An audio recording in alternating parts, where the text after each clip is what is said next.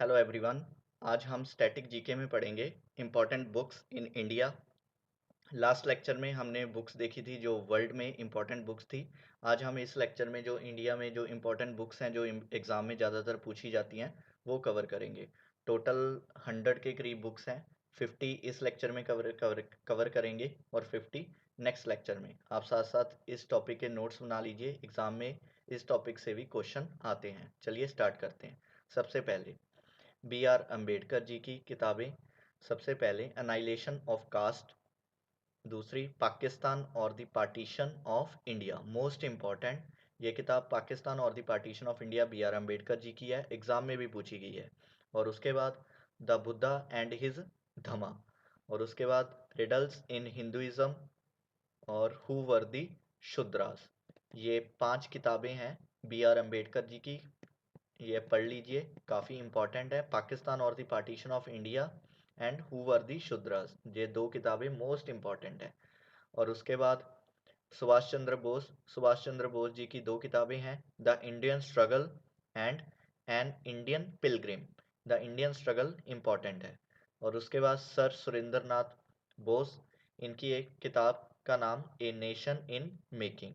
और उसके बाद बंकिम चंद्र चैटर्जी, इनकी किताबें देवी चौधरानी, अनंत मैथ, कपिल कुंदला, ये 4 किताबें हैं, काफ़ी इम्पोर्टेंट।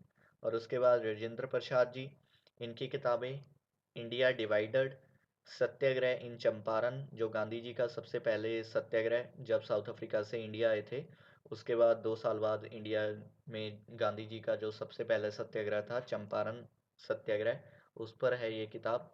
और at the feet of Mahatma Gandhi, ये भी काफ़ी इम्पोर्टेंट है। और उसके बाद दयानंद सरस्वती जी की Satyarth Prakash, the value of values, ये किताबें। और उसके बाद है सरोजनी नायडू जी की किताबें, the golden threshold, the word of time, the feather of the dawn. और उसके बाद जवाहरलाल नेहरू जी की किताबें, the glimpses of world history, discovery of India, letters from a father to his daughter. ये किताब काफ़ी इम्पॉर्टेंट है, डिस्कवरी ऑफ इंडिया। और उसके बाद एनी बेसेंट की किताबें भी काफ़ी ज़्यादा पूछी जाती हैं। इनकी एक किताब the ancient wisdom, my path to atheism. और उसके बाद बाल गंगाधर तिलक जी की किताबें, the Arctic home in the Vedas. और उसके बाद Karma Yoga Shastra, the Arctic home in the Vedas, most important. और उसके बाद रविंद्रनाथ टैगोर जी की किताबें, Kabuliwala, hungry stone, Gitanjali. Gitanjali most important, इस किताब के लिए इनको नोबेल प्राइज़ भी मिल चुका है। काफ़ी बार एग्जाम में पूछा गया है गीतांजलि किताब किसकी है, रविंद्रनाथ टैगोर जी की। और इनकी और किताबें, द पोस्ट ऑफिस, ये भी रविंद्रनाथ टैगोर जी की हैं। The home of the world, the crescent moon and विसर्जन। और उसके बाद दादा भाई नारोजी की किताब poverty and un British rule in India, ये क्वेश्चन यूपीएससी में भी आ चुका है एक बार, मोस्ट इंपॉर्टेंट है ये किताब। और उसके बाद सचिंद्र नाथ सैन्याल, बंदी जीवन, मोस्ट इम्पॉर्टेंट।